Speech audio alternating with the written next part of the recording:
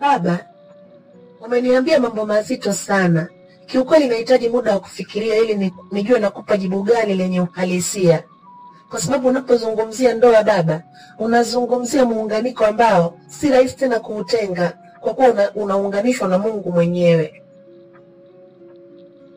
Hakuna tatizo, kwa kuwa swala zima la maamuzi liko Mungu mwenyewe. Hakuna tatizo, kwa kuwa swala zima la maamuzi liko juu yako. Ila mimi binafsi nilikuwa naongea matamanio yangu, yani nilitamani sana uwe mkwe wangu Chau. Kimsingi ninakupa muda wa kufikiria, lakini nikiamini pia hautaniangusha katika hili, utakuwa na maamuzi sahihi. Sawa boss, nimekuelewa. Kama nilivyosema awali, naomba muda nikafikirie ili nije na jibu ambalo litakuwa na tija baba. Sawa boss, nimekuelewa. Kama nilivyosema awali, naomba muda nikafikirie ili nije na jibu ambalo litakuwa na tija baba. Vizuri sana binti yangu. Sasa mimi nikuruhusu ukaendelee na shughuli zako. Na wakati mwanangu atakapofika basi tutajua tunaanza na kipi. Tunaanza chai ama tunaanza mkate.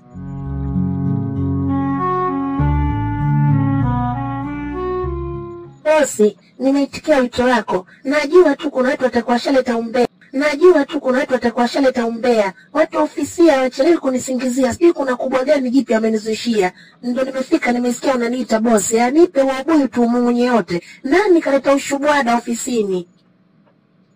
Zinduna, acha kukariri vitu.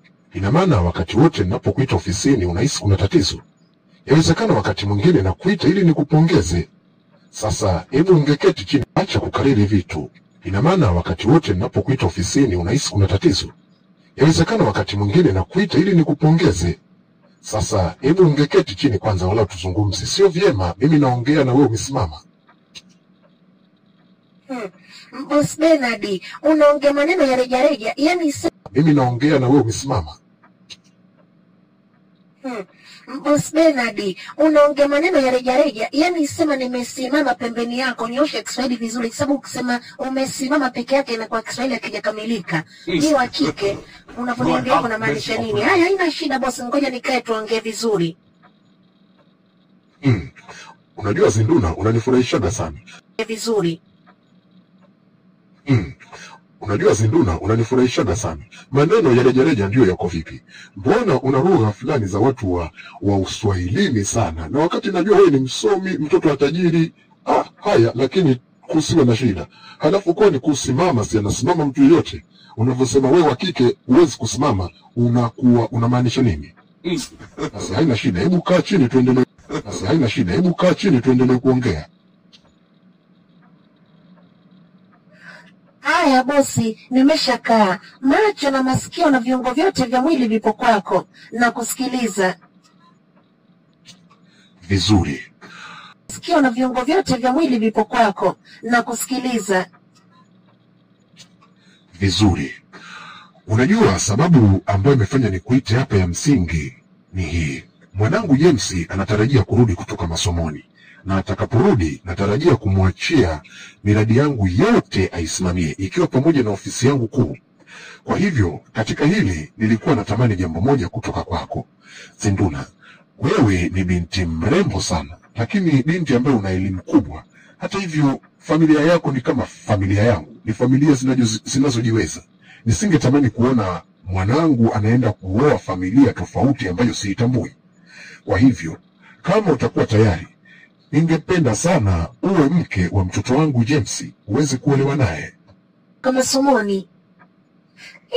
Basi ni hivi, mimi mwenyewe baba nikwambia kitu, napenda wanaume wenye hadhi, wanaume ambao wana elimu. Kama hivi mtu amesomea nje ya nchi akirudi hapa najua nitatambaa naye, bwana naye na nitatambaa naye. Kwa hiyo hilo baba lina shida, limepita. Yaani jibu lake andika ndio. Mimi mwenyewe baba nakwambia nimekunywa vidonge vya ndio. Kwenye mambo ya muhimu kama ile kuchelewesha muda siwezi. Akirudi mwambie Zinduna akakukubali uko tayari kuolewa na wewe. Na kweli Zinduna, hujawekewa damu ya mtu aliyeparalyze. Umechangamka kweli kweli, mkwe wangu mtarajiwa. Basi hakuna tatizo, unaweza kuendelea na shughuli. Na kweli Zinduna, hujaekea damu ya mtu aliyeparalyze. Umechangamka kweli kweli, mkwe wangu mtarajiwa. Basi hakuna tatizo, unaweza kuendelea na shughuli zako, halafu kwa kila kinachoendelea tutakuwa tunajulishana. Wow, mwanangu James, hakika umenivesha. Tunajulishana. Wow, mwanangu James, hakika umenivesha nguo baba yako, na utakaporudi nchini utarajia ufanye mambo muhimu zaidi. Mojawapo ikiwa unahakikisha unapata mke mwanangu, uwe na familia, ili nikuachie majukumu makubwa sana ya ofisi yangu. Nashukuru sana baba, na kila kilichotokea kwenye maisha yangu ni kwa sababu yako. Baba, bado nina ndoto nyingi ambazo sijazikamilisha. Ndoa naona ni kitu cha mwisho kabisa ambacho sitarajii kuingia haraka. Naona ni kitu cha mwisho kabisa ambacho sitarajii kuingia haraka kama unavyodhani. Natarajia kuona matukio yote muhimu makubwa kukuhusu nikiwa hai. Mojawapo ikiwa hilo, natamani kuona ukiwa na mke, lakini zaidi uje kuwa na familia. Hivyo ni vitu vya msingi ambavyo ninavihitaji. Kama unavyojua, mama yako amefariki, na faraja pekee iliyobaki na wajukuu zangu pamoja na familia yako. Kwa hivyo hilo ni muhimu. Naelewa baba, lakini kila kitu kinahitaji mpango na kinahitaji rehema ya Mwenyezi Mungu mwenyewe. Hivyo kwenye swala la mke baba, linahitaji Mungu mwenyewe abariki. Hivyo naweza nikajikuta naoa mke ambaye si sahihi kwa sababu tu nataka kukufurahisha baba yangu. Ninahitaji muda baba, na lazima nipate muda wa kumpata mwanamke ambaye nitahakikisha anakuwa mwanamke ambaye ni mama, lakini pia mlinzi wa familia yetu. Kwa hivyo hili jambo si la kukurupuka baba, tafadhali nipe muda, na nakuahidi nitapata mwanamke mzuri ambaye atanifaa na kuifaa familia yetu.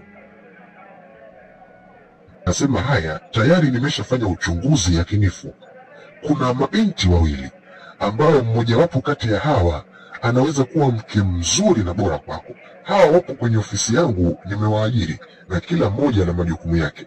Ni wanawake wasomi, wazuri, lakini zaidi ni wanawake wanaojitambua.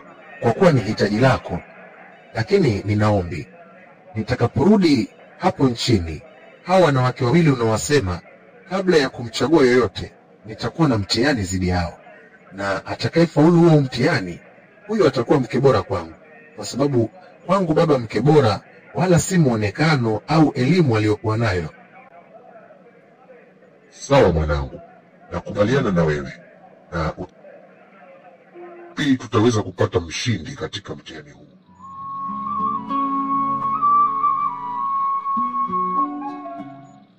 James, nimefurahi kukuona ukiwa ni mwenye afya na furaha kijana wangu. Hakika ninajivunia. Sasa unaweza kuwa muhimili mkubwa sana katika mambo yangu ambayo nilikuwa natarajia urudi na uyasimamie. Mwenye afya na furaha kijana wangu. Hakika ninajivunia. Sasa unaweza kuwa muhimili mkubwa sana katika mambo yangu ambayo nilikuwa natarajia urudi na uyasimamie. Baba, hata mimi ninafurahi sana kukuona ni mwenye afya na furaha. Kimsingi nilifanya yote kwa bidii nikiamini natakiwa kuwa muhimili mkubwa sana katika kila ulichoniamini. Na mimi nikuahidi baba, sintakuangusha. Ya kila kitu kuhakikisha jina lako na heshima yako vinabaki pale pale. Vizuri sana kijana wangu. Lakini umefikiria kuhusu lile jambo tulilozungumza kwenye simu? Kwa maana uliniambia utahitaji kuwapa mtihani hao wanawake wawili ambao mimi nimefikiria mmojawapo anaweza akakufaa kuwa mke wako. Kwa sababu ni muhimu sana mwanangu uweze kuoa. Mwanaume bila kuwa na mke, hasa unapokuwa kwenye nafasi kubwa kama ninayotaka kukupa, unakuwa bado hujakamilika. Ni kama tulivyozungumza wakati ule baba. Ni lazima kati ya hao wanawake wawili niwajaribu kwa vile mimi nitakavyoona inafaa, wala sitataka kuwapima kwa macho. Kwa kuwa nikiwaona ni lazima nitatumia hisia tu za matamanio. Ninachokiomba kutoka kwako baba, sitaki mtu yoyote kwenye ofisi yako atambue mimi kuwa ni mtoto wako. Nataka nionekane ni mtu wa kawaida, na ikiwezekana unipatie kazi ya ulinzi kwenye kampuni ili niweze kuanza uchunguzi wangu mara moja. Uwe mlinzi? Uwe mlinzi? James, unawezaje kufanya vitu kama hivyo? Wewe ni mfalme mwanangu. Wewe ni mbadala wangu. Unawezaje kuanza kukaa getini na kulinda? Hilo jambo haliwezekani. Unaowasema hakuna hata mmoja ambaye nitaweza kugundua upendo wake wa kweli ikiwa nitaenda kama nilivyo. Kwa sababu baba, ninahitaji kumpata mwanamke ambaye atanipenda mimi kwa dhati ya moyo wake, mwanamke ambaye atanipenda kwa lolote. Huyu mwanamke anaweza kuwa mama bora na kizazi chetu kikawa ni kizazi chenye uendelevu. Lakini baba, nitakapooa mwanamke ambaye si sahihi, kumbuka anaweza kaja kuwa nyundo ya kubomoa familia yetu, na hili jambo mimi sitaki litokee baba. Kwa hivyo, nitakapokuwa mlinzi, nitakuwa mtu mwenye hadhi ya chini. Kati ya hawa wanawake wawili, atakaye nikubali na kunitaka na kunipenda, huyu atakuwa ni mke sahihi kwangu baba. Lakini ukitaka niende kama nilivyo baba, hapa si nitapata mke, bali nitapata chaguo la kukufurahisha tu wewe, ambalo linaweza likawa anguko langu na lako pia. Anguko langu na lako pia.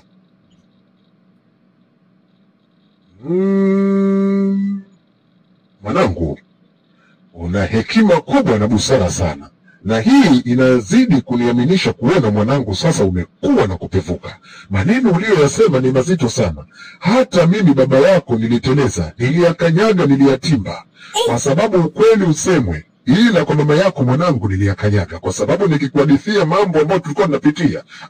We Mungu mamako amraze mahali pema peponi. Mama yako alikuwa na nyima unyumba hadi mwezi mzima. Kilichotokea nakwambia mwanangu, vingine siwezi kukuhadithia. Lakini tuache tu bwana haramu apite tufunike kombe. Sasa ni kuache uendelee na mtihani wako, lakini sasa hakikisha muda utakapofika ni lazima ujidhihirishe kama mfalme na kila mtu akutambue kama wewe ni James Bernard, mwanangu niliye kuamini na kutaka kukurithisha kila kitu changu.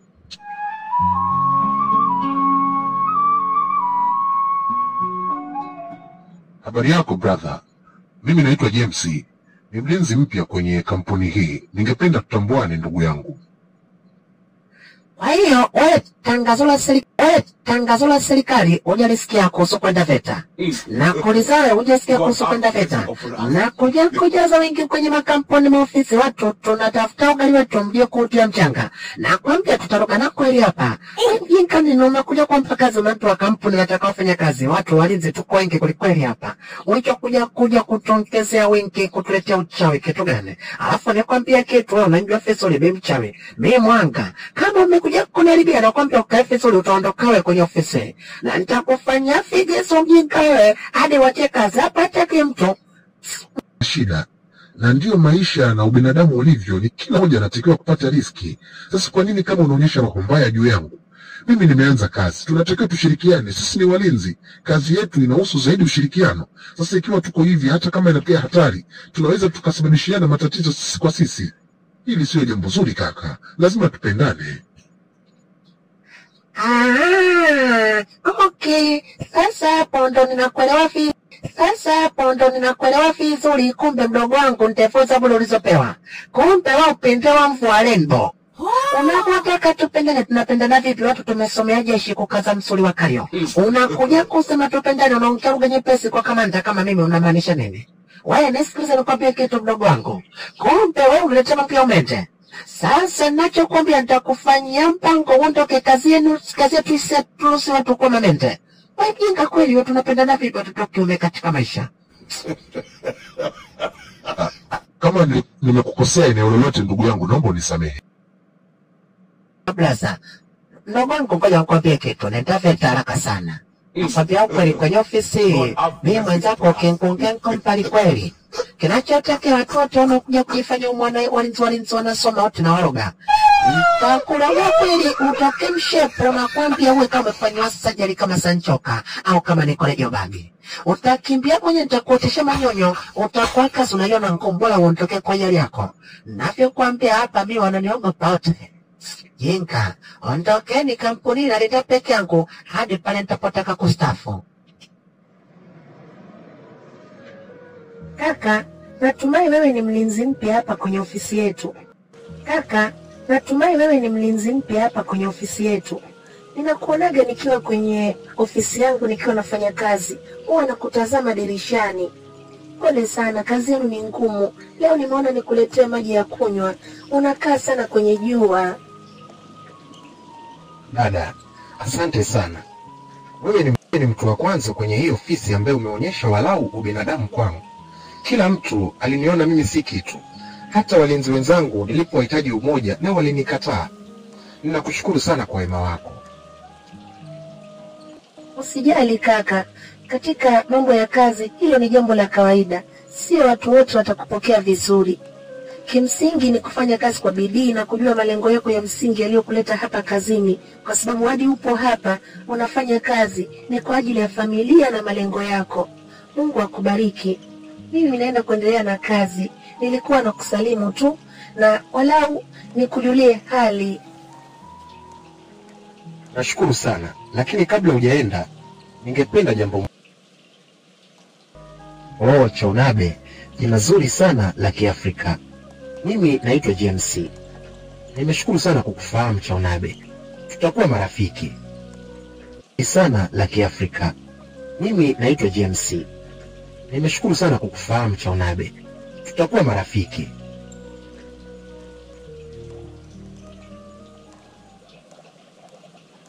Habari dada. Habari kuhusu nini? Habari dada. Habari kuhusu nini? Ninakusalimia tu dada yangu. Mimi ni mlinzi mpya.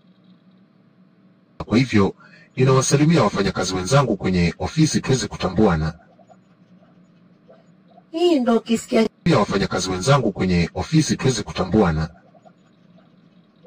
Hii ndo ukisikia kipele kinatafuta mkonaji. Sasa mimi nimekuambia nataka kujuana na wewe au nataka kujuana na watu? Wewe vipi? Siende kujuana na walinzi wenzako huko mjuane na majambazi unataka Dada Zinduna, lakini hayo sio majibu mazuri ya kunijibu. Mimi kama binadamu mwenzako nilikuwa na kujulia hali. Ni kwa nini unaniambia maneno makali kiasi hicho? Kosa langu hapo ni lipi? Nani wewe amekutajia jina langu? Nakuuliza nani kakutajia jina langu? Sasa nisikilize nikwambie kitu. Hilo jina kuanzia leo ulikome kwenye mdomo wako kama ulivyokoma ziwa la mama yako. Una adabu. Halafu nyinyi ndo wazazi wenu wanakuaga wenda wazimu, mnazaliwa kwenye ngono, hamzaliwi kwenye mapenzi. Mtu angezaliwa kwenye mapenzi ungekuwa na adabu. Wazazi wanabakana wanapata mtoto ndo watoto nyinyi. Hebu toka bwana, mimi sitaki nikuone hapa. Hapo umeenda mbali sana. Unawezaje kunitusi maneno ya hivyo? Yaani wazazi wangu mimi unawatukana unasema wamenizaa kwenye ngono.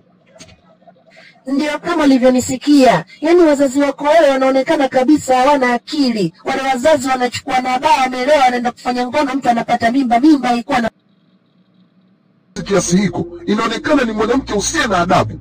Kwa hiyo ukiwa na elimu au ukiwa na nafasi nzuri kwenye ofisi, una haki ya kuwadharau ambao wana nafasi za chini. Wewe mwanamke huna akili kichwani mwako. Mashetani na mizimu ya kwetu inanipanda jamani, mnishike weka kunawezaje kunipiga? Unawezaje kunipiga shavu langu? Unajua makeup kwetu inanipanda jamani, mnishike weka kunawezaje kunipiga? Unawezaje kunipiga shavu langu? Unajua makeup ninayopaka kwa siku ni shilingi ngapi? Makeup ninayopaka ni mshahara wako wa mwaka mzima. Nakwambia utanilipa. Na kazi kwenye ofisi hii huna. Naongea na mzee Bernard akufukuze kazi. Mlinzi gani huna adabu unapiga wafanyakazi? Wewe ndiye usiye na adabu. Nisingeweza kukupiga bila sababu. Unawezaje kusema wazazi wangu mimi wamechukuana, wamelewa, wameenda kufanya? Mlinzi gani huna adabu unapiga wafanyakazi? Wewe ndiye usiye na adabu. Nisingeweza kukupiga bila sababu. Unawezaje kusema wazazi wangu mimi wamechukuana, wamelewa, wameenda kufanya ngono ndio ikapatikana mimba nikazaliwa mimi? Hayo ni matusi ya namna gani unaweza ukamtukana mtu? Nisikilize nikwambie kitu. Nenda kaongee na huyo mzee Bernard. Na mimi simuogopi kama unavyodhani. Wala simuhofii. Kamwambie maneno yote niliyokuambia na makofi niliyokupiga kamwelekeze pia. Lakini usisahau kumwambia kwa nini nimekupiga. Nimekupiga kwa sababu umenitukana mimi, umemtukana baba yangu na umemtukana mama yangu.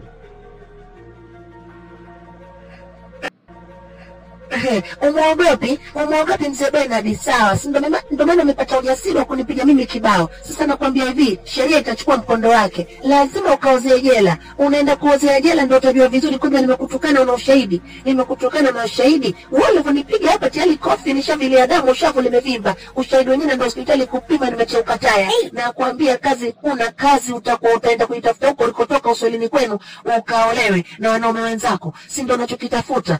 Yaani wewe umewasha moto ambao hauzimiki. Baba hakuwa serious. Wanawake ambao nitaka nioe ndio huyu. We, unaongea na simu, unaongea na TANESCO, huduma kwa wateja, unaongea na kituo cha polisi. Uko hapo unaongea na unaongea na simu, unaongea na TANESCO, huduma kwa wateja, unaongea na kituo cha polisi. Uko hapo unaongea na mimi. Baba yako gani? Si kama huyu, nimesikia huyu kwa huku ndo nani? Mbona sikuelewa unaongea nini? Au wewe mwenda simu kichwani hamnazo? Mbona unaongea mada hapa haipo? Baba yako kama mtia umuoe nani? Jamani, sijeka tumeshaajiri watu tatumzuka huko ndani. Jamani, security. Wala ni watu, maana hapa niko peke yangu, listirikani paka ili baba. Nisikilize wewe binti. Si umesema nenda kushtaki kwa mzee Bernard? Nenda kashtaki kwa huyo bosi wako, halafu kama atanifukuza kazi, mimi si nitajali. Kikubwa ni kujali utu na heshima. Una adabu. Haya, endelea kuongea mkutie mikofi. Endelea sasa kuongea, wewe si mjeuri sana, unajifanya una akili. Lione, yanaume zima linategemea ngumi, eti linashindana na mtoto wa kike. Jamani, mwanaume au wanaume kama mabinti?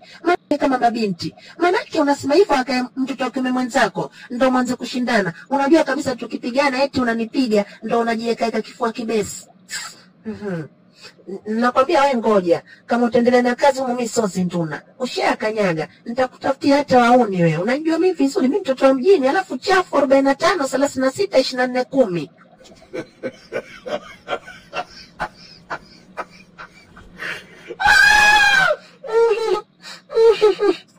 Boss Bernard, mimi nimepigwa, nimedhalilishwa, nimeumizwa na huyo mlinzi aliyekuja mpya, sijui hata jina lake anaitwa nani.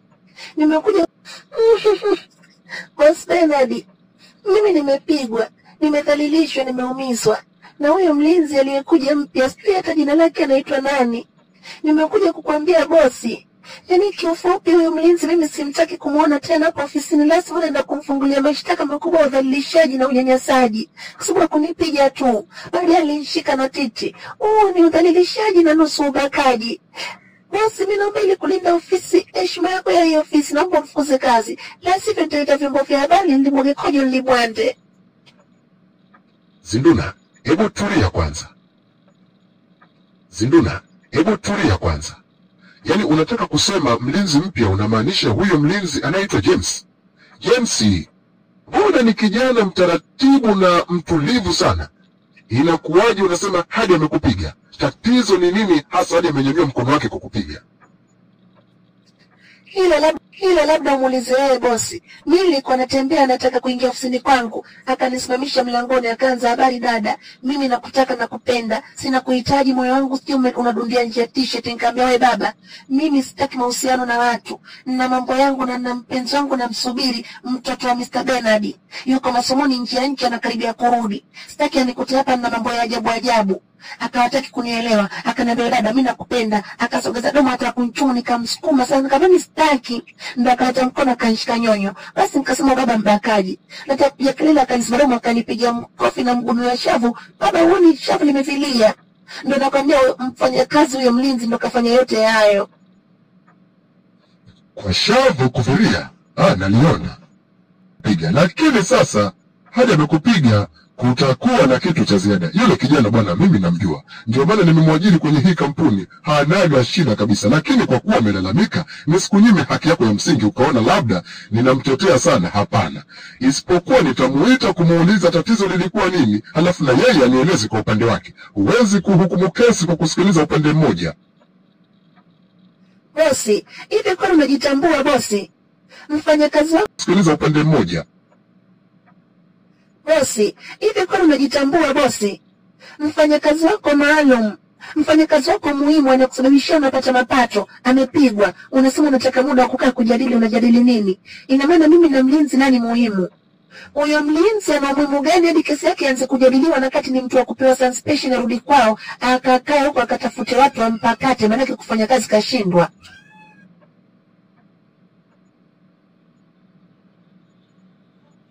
James, ni nini kimetokea hasa? Amekuja Zinduna ofisini na amesema mmegombana sana, na zaidi ya kugombana alisema pia amempiga. Unaweza ukaniambia ni kitu gani kilichosababisha kijana wangu? Baba, nikiri tu kwamba yule mwanamke hana akili kichwani mwake, kwa sababu Unaweza ukaniambia ni kitu gani kilichosababisha kijana wangu? Baba, nikiri tu kwamba yule mwanamke hana akili kichwani mwake, kwa sababu nilikuwa tu namsalimia, lakini majibu aliyonipa kiukweli hayakuwa ya kiungwana, na mbaya zaidi yeye ndiye alianza kunitukana. Ni mimi uvumilivu ulinishinda, kwa sababu matusi aliyonitukana alikuwa ni makubwa. Baba, hawezi kusema wazazi wangu mimi ni vichaa na wamenizaa kipindi cha ngono, kwamba eti wazazi wangu walikuwa wamelewa. Yaani Zinduna amekutukana, amesema sisi tulikuwa wazazi malaya ndio ukapatikana. Huyu mwanamke kwa kweli hana akili sawasawa na hana maadili.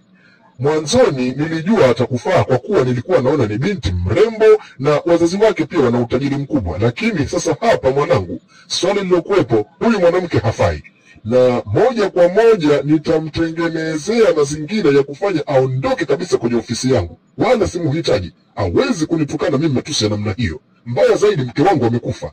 Kwa hiyo kama amenitukana mimi na mke wangu, ili amenigusa sehemu mbaya. Baba, nadhani mwanzo huko tafakari vyema. Ni mwema sana na ni mkarimu, mwenye upendo pia. Siku moja alinifuata getini na kuniletea maji ya kunywa akidai jua ni kali na akinionea huruma. Baba, hakika yule ni mwanamke anayestahili kuwa mke wangu, na kimsingi siko hapa kwa ajili ya kuangalia sura wala shepu ya mtu, ila niko hapa kuangalia mwanamke ambaye ataweza kuwa mama wa watoto wangu. Na yule chau nimempitisha baba, huyo Zinduna simtaki. Sawa mwanangu James, nimekuelewa vyema sana, lakini hatuwezi kuimaliza hii game haraka haraka. Ni lazima huyu Zinduna. Nimekuelewa vyema sana, lakini hatuwezi kuimaliza hii game haraka haraka. Ni lazima huyu Zinduna tuendelee kumchezea huu mchezo ili ajifunze namna bora ya kuishi na watu. Ipo game nyingine nitaiongeza kwenye game yako, halafu ndipo tutakapoona huyu mwanamke ana akili au hana akili. Lakini zaidi, huo mtego wa pili nitamwekea, itakuwa ndio sababu ya kumfukuza kazi kwenye ofisi yangu. Niwakaribishe sana wafanyakazi yangu. Niwakaribishe sana wafanyakazi wangu wote hapa nyumbani kwangu kwa kikao kifupi. Naomba nimtambulishe kwenu ndugu Shamsuddin Kumar. Huyu kuanzia sasa atakuwa ni msimamizi wa kila kitu kwenye ofisi yangu hadi pale kijana wangu James atakaporudi kutoka nje ya nchi masomoni. Shoga yangu Shani Kipele, umemuona Shifa la Kihindi? Huyu baba simwachi, naruka naye. Nasikia Wahindi wana hela. Yani hapa ofisini sasa inabidi tuanze kuchangamka jamani. Sasa nakwambia nishamuwahi na kujua vizuri, na wewe uchelewaji kwanza mambo yako. Nishamuwahi tukagombana udugu. Huyu wangu tukasikika. Yani wewe nakwambia usione kitu. Usione poli mavi yanauma. Huyu Muhindi kaje. Wewe unataka kuolewa na mtoto wa bosi? Huyu Muhindi wa nini? Si uniachie mie.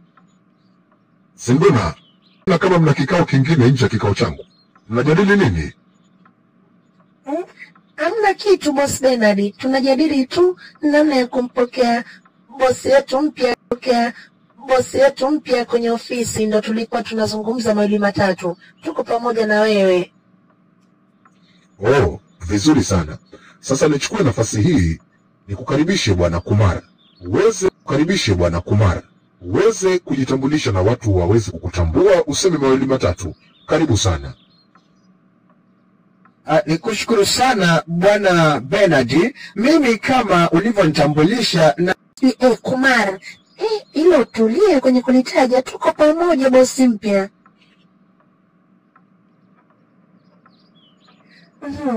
Basi mambo, nimekuja kusalimia, walau kama unataka chai Salimia, walau kama unataka chai, unataka utulivu, unataka kupiga story, labda unajisikia bored, ndio nimekuja nikuulize bosi wangu. Oh, rembo yangu. Karibu sana ofisi yangu, rembo yangu. Pacha.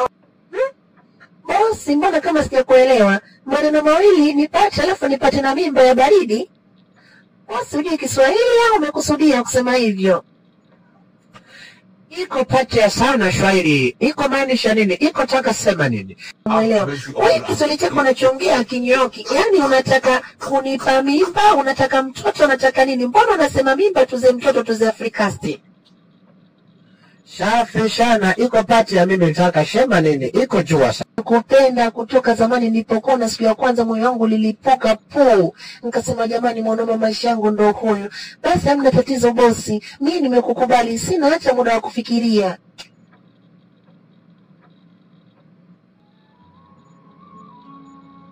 Chau, habari ya siku mbili tatu. Ni nzuri tu James. Habari yako? Mimi ni mzima kabisa. Samahani sana kama utojali. Nilikuwa na mazungumzo muhimu sana na wewe Chau. Usijali James. Kuwa huru na kusikiliza hata kama ni dakika 5.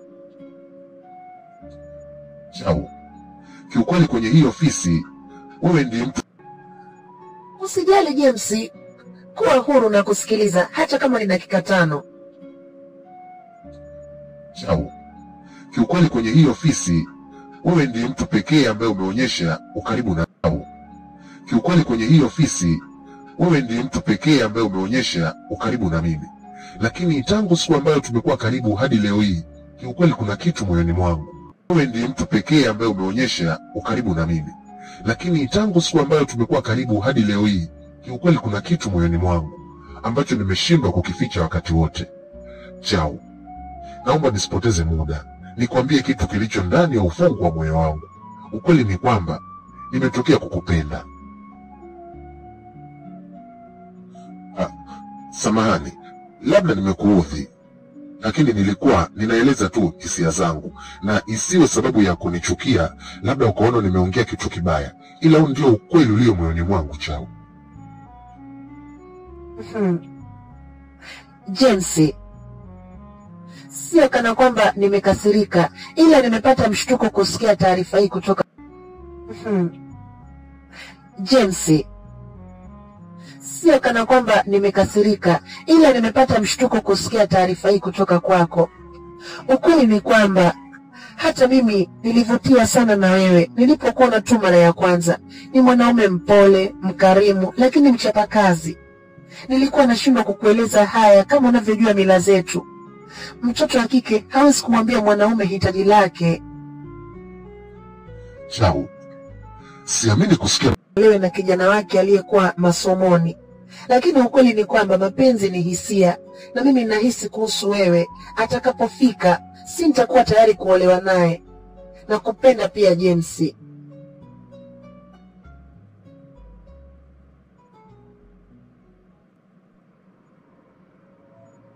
Vizuri sana, vizuri sana. Nimesikia kila kitu. Vizuri sana, vizuri sana. Nimesikia kila kitu.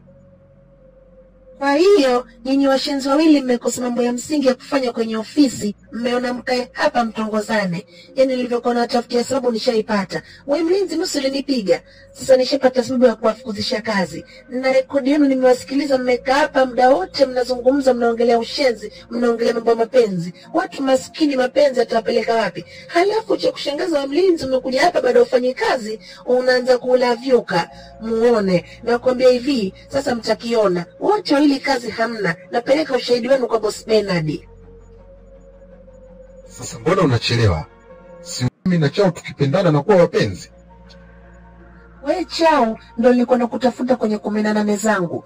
Boss Bernard na wewe amekwambia mtoto wake akirudi eti akikupenda muoane. Anaweza kukupenda mwanamke kama wewe? Aniache mimi niangalie juu mpaka chini. Wewe level yako ndo boss Bernard na wewe amekwambia mtoto wake akirudi eti akikupenda muoane. Anaweza akakupenda mwanamke kama wewe, aniache mimi niangalie juu mpaka chini. Wewe level yako ndio huyo mlinzi mwenzako ambaye nitaenda kuwachongea mfukuzwe kazi wote wawili, mkajue mnaanza kuhangaika vipi na maisha. Sasa nikwambie kitu kimoja, naenda kukuchongea kwa bosi, kazi utakuwa huna, nione utachoringia ni nini. Yaani wewe kuingia kwenye vita na mimi. Zinduna, nimekuvumilia lakini sasa nachoka. Ukitaka kumwaga mboga sisi tutamwaga ugali. Huyo mlinzi ana rekodi zako zote ulizokuwa ukiongea na bosi ukimtongoza. Kamera ilikuwa ikikurekodi. Lakini sasa nachoka. Ukitaka kumwaga mboga sisi tutamwaga ugali. Huyo mlinzi ana rekodi zako zote ulizokuwa ukiongea na bosi ukimtongoza. Kamera ilikuwa ikikurekodi. Sasa kama unataka kumpelekea ushahidi wetu boss Bernard, na sisi tutampelekea ushahidi wako ukiwa unamtongoza yule boss Muhindi. Sasa ionekane kati ya mimi na wewe ni nani ana akili, mimi niliyetongozwa au wewe unayemtongoza mwanaume. Yaani nyinyi mlinirekodi wakati mimi naongea na boss Shamshuddin Kumari.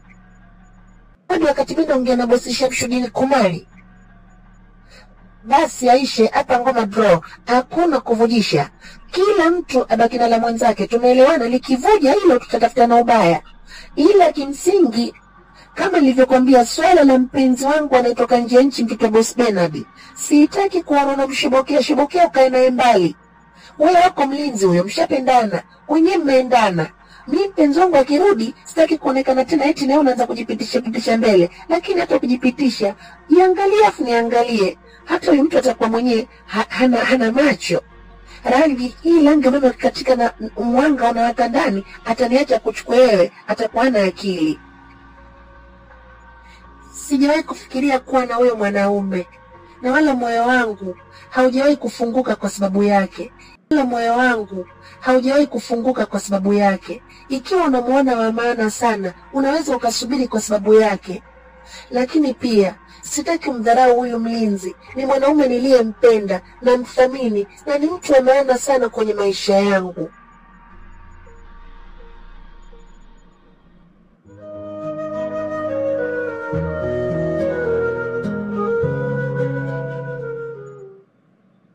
Karibuni sana nyumbani wafanyakazi wangu. Karibuni sana nyumbani wafanyakazi wangu. Mniwie radhi, kwa sasa sina uwezo wa kuja ofisini mara kwa mara, na ndio maana nawaita hapa kwa mazungumzo mafupi nanyi. Naam, kama nilivyoeleza, lengo la wito huu ulikuwa na surprise ndani yake. Sikutaka kusema moja kwa moja ni kitu gani kinakwenda kufanyika leo. Lakini kimsingi leo tuna jambo kubwa sana katika nyumba hii. Kijana wangu James amerudi kutoka masomoni na sasa yuko hapa kwenye nyumba hii. Safi sana jamani, safi sana kwa bosi. Makofi mawili kama utatumika sehemu siri. Kwa hiyo kuna watu mmekaa kinyonga jamani hapa. Yaani makofi bosi kanka, ama mtu kimeshara yongezo mtandao. Mawili kama utatumika sehemu siri. Kwa hiyo kuna watu mmekaa kinyonga jamani hapa. Yaani makofi bosi kanka, ama mtu kimeshara yongezo mtandao feta machojinga.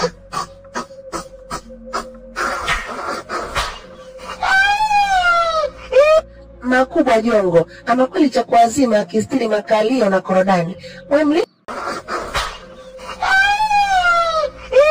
Makubwa jongo, ama kweli cha kuazima akistiri makalio na korodani. Wewe mlinzi unachoka hapo mbele leo na suti ili na kati inabidi ukae nyuma utulinde. Wewe si mtu bwana tuongezea fujo na mkajua mundani mtoe hapo alipokaa. Huyu si mlinzi wangu. Mtoe hapo alipokaa.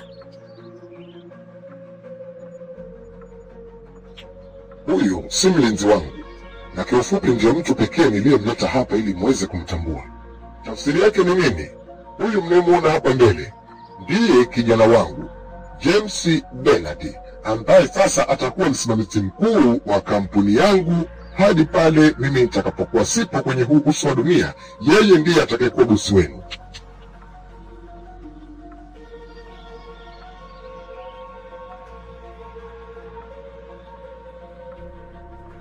Wapendwa, kama namna baba alivyonitambulisha, kwa majina Bernard, ndiye mtoto wa mzee Bernard.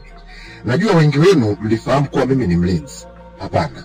Nilikuwa nimejiweka kwenye nafasi ile kwa sababu maalum kabisa, ili niweze kujua ni wafanyakazi wapi ni waadilifu na ni wafanyakazi wapi si waadilifu. Kwa sababu kampuni ili iweze kusimama inahitaji kila mtu ajitolee kwa nafasi yake. Tena ajitolee, na kumaanisha kujitolea ni kufanya kazi juu ya viwango vyako. Na kwa namna hii nimeweza kugundua sasa ni yupi mfanyakazi mzuri na ni yupi hastahili, ni yupi mnyanyasaji na ni yupi ni muungwana. Mfano wewe Mkude ambaye ulikuwa mlinzi, ulinitukana na kunidhalilisha ukiamini kwamba sistahili kuwa kazini. Hii sio tabia nzuri, kwa sababu hata mwenzako anapokuwa kazini naye anakuwa na majukumu, anatakiwa kupata riziki ambayo unaipata wewe. Kwa hivyo wewe Mkude ni mfanyakazi namba 1 ambaye hufai kwenye kampuni hii ambayo mimi ninaimiliki kwa sasa. Bosi, samahani sana, kiukweli mimi nilikuwa sijajua kama wewe mtoto wa bosi. Kwa hiyo naomba nisamehe sana jamani, kukata mkono mtu akinya sio kitu kizuri. Unatoa mkono na eka mwingine anye tena. Ndio taratibu wetu jamani, tusifanyane hivyo. Alafu kwanza leo sasa nitajifunza kuishi vizuri kwenye ndoa yangu. Nijue mke mwema anatakiwa kuwa nachanganyikiwa, yani najua nimeolewa kumbe nipo kazini. Nitajua niishi vipi vizuri kazini, sio kwenye ndoa. Hakuna leo hapa, hakuna mtu upinde. Naomba unisamehe bosi kidogo. Nipe nafasi nyingine nirekebishe. Hapana, hatuwezi kuwa na muda wa kuwafundisha watu ubinadamu na namna ya kuishi. Hiyo ni elimu ambayo unaipata kutoka kwa baba na mama yako. Kwa maana hadi unafanya hayo, hiyo ndio uko mbele ya safari. Hapo ulikuwa shuleni na ukuwa kazini. Mtu wa pili tunaendelea ni huyo mdada anaitwa Zinduna. Huyo mdada mimi simtaki kwenye kampuni yangu na ofisi hii kwa sababu ni mshenzi sana. Hadi nitukana na kunidharau kipindi nikiwa mlinzi.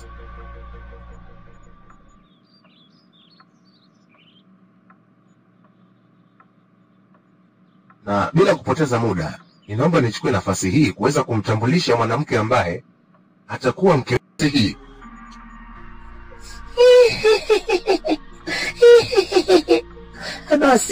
Bosi samahani sana. Naomba unifikirie mara mbili usinifukuze kazi na kutegemewa na familia. Alafu nikirudi nyumbani Huko Swahili tunapokaa Swahilini kwetu kuna moment bosi. Naenda kule wanakwambia kabisa ujue ninapotoka hapa naenda kule niko chini ya miguu yako, niko chini ya sehemu zako za siri. Basi naomba unisamehe sana. Nimejifunza kuishi na watu hadi kuishi na mawe. Kuanzia leo nitakuwa mtu kweli, sitaleta ujinga tena kazini bosi wangu. Ndugu zangu, huo mjadala tunaufunga kuhusu Bwana Mkude. Utaenda kujifunza namna ya kuishi huko mbele ya safari. Hapo ulikuwa shuleni na ukuwa kujua kama wewe ndo mtoto wa bosi. Ningejua ningekuwa mtulivu, ningekuwa mpenzi bora kwako, ningekuwa wife material. Ila nilikuwa sijajua, ndio maana nikawa naishi vile, nilijua mlinzi koloni. Naomba unisamehe, mimi ndo mwanamke wako ambaye nataka unioe. Huyo chao hana hadhi ya kuolewa na wewe. Kimsingi, huyu ambaye unamuona hana hadhi, mimi ndio nina hadhi naye na ndiye mke wangu mtarajiwa ninayetarajia kwenda kuishi naye. Jamani, hiki kikao sio kirefu. Niliowafukuza kazi nimewafukuza, na ambao mtaendelea na kazi mnatambulika. Kikubwa Zinduna inabidi ukamtafute bosi Shamshuddin. Si ndiye mwanaume wako? Yaani wewe mwanamke ni malaya kweli. Kila mwanaume anayekuja huko akiwa bosi unamtaka. Umeshalala kinyumba na bosi Shamshuddin. Unadhani mimi sitambui? Na bado natarajia eti uwe mke wangu. Shubamit. Naomba jamani nifunge kikao na kila mtu akaendelea majukumu yake. Niliowafukuza kazi kuanzia kesho sitaki kuona ofisini. Chao. Hakika nikupongeze sana kwa kuvuka mtihani mzito uliokuwa mbele yako. Kiukweli ninaamini kuwa unanipenda kwa dhati.